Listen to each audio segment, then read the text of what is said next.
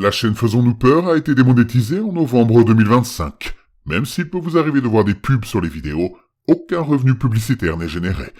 N'ayez pas peur de soutenir la chaîne à travers des donations ponctuelles, mensuelles ou des achats de très longues narrations sur le site Buy Me a Coffee. Votre soutien est essentiel pour l'avenir de la chaîne. Affreusement vôtre, la ruse.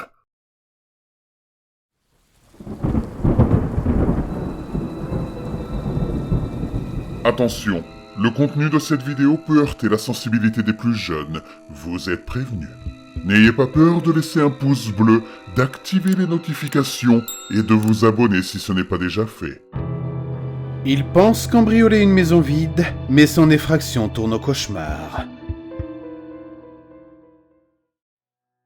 Ce serait la deuxième maison ce soir. Il savait que Cory serait en colère, bien sûr. Cet homme essayait toujours de s'en tenir à son règlement. Et la première règle de Cory était d'éviter 2 coups dans la même nuit. Mais ils étaient à court de presque tout. Harry n'allait pas mourir de faim à cause d'une règle stupide inventée autour de quelques verres de whisky et d'un peu d'herbe. En plus, énerver un frère déjà susceptible était la cerise sur le gâteau. Ce n'était pas un gros risque de toute façon. Il n'était pas à l'autre bout de la ville à taquiner les banlieues. C'était Canvastown. S'il pissait sur les enjoliveurs d'un break, il ne recevrait probablement guère plus que quelques acclamations. Une fois, à l'époque où ils étaient plus exaltés, Cory et lui avaient trouvé toute une mallette remplie de petits sachets de cocaïne ici. Une proie facile. Mais Cory n'avait pas arrêté de vérifier les fenêtres pendant 2 semaines après ça, murmurant « les dealers » dans son sommeil. C'était un petit connard nerveux. Harry se tenait désormais devant la maison la plus délabrée qu'il ait pu trouver et qui portait encore un numéro. Il se trouvait dans Miller Street, un quartier miteux composé de maisons, entre guillemets, à moitié vides, si tant qu'on puisse les appeler ainsi. Alors qu'il sortait de la lumière vacillante du réverbère et descendait le trottoir envahi par les mauvaises herbes, presque inexistant, sans se soucier outre mesure de son environnement si loin de la ville, il scruta en vain entre les planches moisies qui recouvraient la baie vitrée. Si cette cabane est complètement vide, pensa-t-il, autant faire demi-tour. D'un autre côté, elle pourrait être remplie de joyeux drogués. C'était un risque qu'il devait prendre. Cette maison avait cependant quelque chose de spécial. Une petite pancarte en carton, modeste mais significative, occupait la fenêtre avant. Il pouvait voir une partie de son impression délavée à travers une fente dans le bois. Attention. Harry pouvait également distinguer un sceau d'approbation enregistré, écrit à la main qui dépassait dans le coin. Un morceau d'arc-en-ciel terne surmontait le sceau, ce qui lui donnait la chair de poule. Harry regardait attentivement où il posait les pieds, tandis qu'il gravissait les marches grinçantes de l'escalier principal, évitant les morceaux de béton tombés. Les creux dans la pierre semblaient prêts à dévorer sa jambe si possible, la mordant avec des fils de fer rouillés. Il rit en jetant un coup d'œil à la sonnette manquante de l'entrée et envisagea de frapper à la porte. Une proie facile. La porte s'ouvrit avant qu'il n'ait pu toucher la poignée, pivotant sous la pression de son épaule. Cette facilité le prit par surprise, et Harry tendit la main vers une barrière en ruine alors qu'il trébuchait en avant. Le sol à l'intérieur était complètement effondré, noir à l'exception de quelques morceaux de planches brisés, qui laissent un trou dans son entrée principale. Même les idiots les plus négligés jetaient généralement 1 ou 2 planches sur les trous béants de leur maison. La fosse ne révélait pas sa profondeur, mais elle était certainement assez sombre. Alors qu'il se penchait pour tenter de voir au-delà de l'obscurité, une épaisse odeur putride lui frappa le visage. Un rongeur mort, supposa-t-il. Soudain, sa main eut envie de toucher la porte derrière lui. Il y avait peut-être quelque chose qui valait la peine qu'il s'attarde ici, mais bon sang, cet endroit, ça sentait mauvais. La maison empestait l'inactivité. Le clair de lune était le seul guide d'Harry alors qu'il marchait sur la pointe des pieds à travers le bois pourri. esquivant les planchers effondrés et les étranges fosses. Une poussière épaisse et ancienne lui remplissait les narines alors qu'il haletait à l'entrée de la cuisine. Un énorme rat se tenait debout dans l'évier où il fouillait et s'enfuit en laissant derrière lui une traînée de casseroles en décomposition. Il eut un haut-le-cœur en enjambant un autre trou, tenant son bras droit devant son nez tandis que son bras gauche lui servait de guide. Il remarqua un reflet, s'en approcha et ne trouva rien d'autre qu'un assortiment d'argenterie.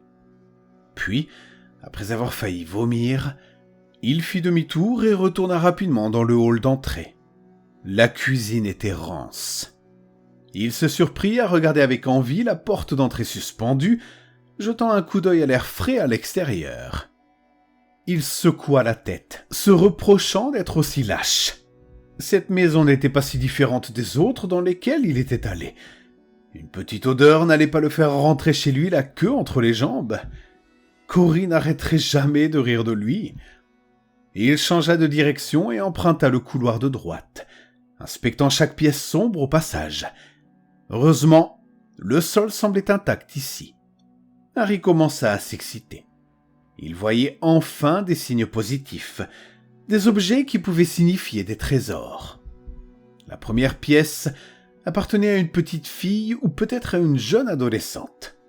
Les murs étaient peints d'un rose terne et écœurant qui s'écaillait comme de l'écorce mourante.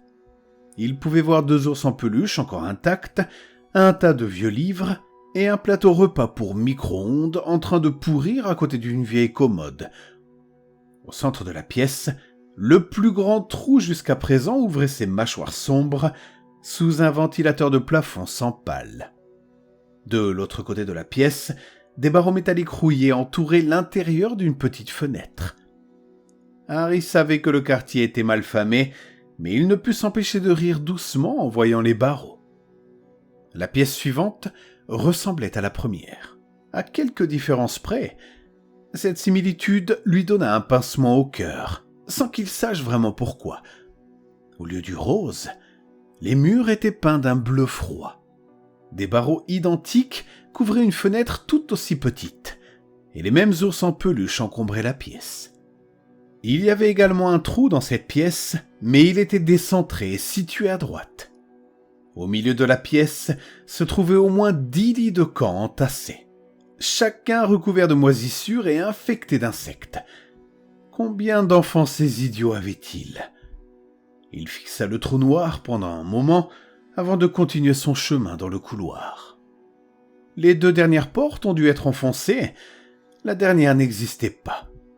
La pièce au bout du couloir était si simple qu'elle en était remarquable. Ses murs semblaient être enduits et non peints, et son sol ne comportait aucun trou. Un seul lit, soigneusement fait, se trouvait dans un coin, comme épargné par l'atmosphère de la maison. Harry fouilla la pièce à la recherche d'objets de valeur, mais ne trouva rien. Il n'y avait rien à chercher. Pas de commode, pas de table de chevet, pas même un placard ou un coffre. Il fronça les sourcils et sortit, retournant dans la pièce bleue voisine. La pièce semblait encore plus inquiétante à l'intérieur. Les ours le regardaient tristement alors qu'il se tenait au centre de la pièce, les pieds près des lits de camp moisis. D'une certaine manière, il se sentait presque piégé. C'était comme si les barreaux de la fenêtre le narguaient par leur simple présence. Puis il le vit. Toute la pièce était recouverte de peinture bleue qui coulait, sauf les bords de la fenêtre. Là, elle avait été grattée. Des marques de griffures s'étendaient vers l'extérieur de chaque côté, avec de la peinture à moitié écaillée bordant de chaque égratignure et du sang entre les deux. Soudain, la maison ne semblait plus en valoir la peine. Avant qu'Harry ait eu le temps de se retourner, la porte claqua.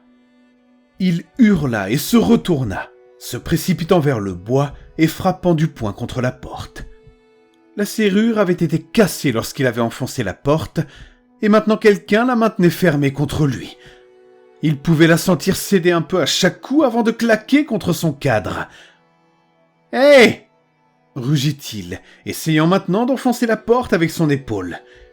Il n'y eut aucune réponse. Seulement un cliquetis étouffé alors que la porte résistait avec une force incroyable. « Je vais te tuer !» hurla-t-il. « Vilain, vilain !» murmura une voix de l'autre côté du bois, respirant profondément à chaque coup porté contre le bois. « Tu n'as pas retenu la leçon. La punition n'est pas encore terminée. » La voix donna des frissons à Harry et il appuya plus fort que jamais. « Laisse-moi sortir !»« Je ne peux pas. La porte doit rester fermée. La punition n'est pas encore terminée. Pas avant que tu aies appris ta leçon. » Harry recula d'un pas lourd, se préparant à foncer de toutes ses forces contre la porte. Son pied s'enfonça dans le sol. Le mouvement devint flou et une douleur déchirante lui parcourut les jambes alors qu'il se retrouvait en train de tomber, s'effondrant à travers le sol pourri dans l'obscurité. Il s'évanouit.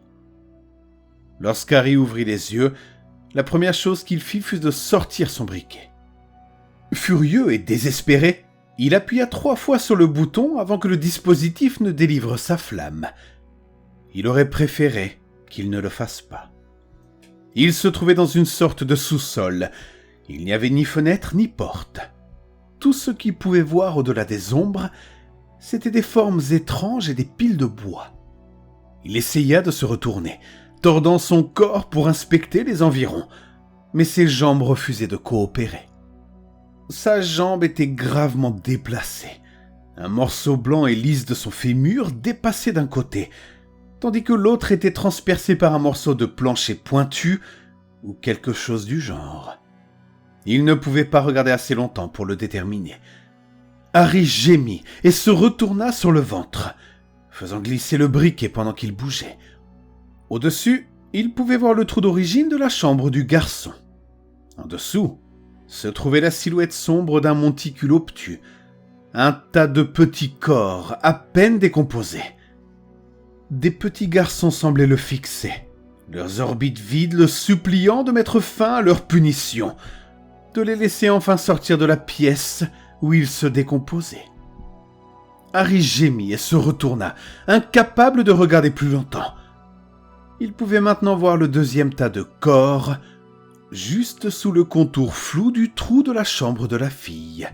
« Allons, allons, vous ne pouvez pas partir. Vous n'avez pas appris votre leçon. » D'en haut, la voix faible de l'homme retentit à nouveau.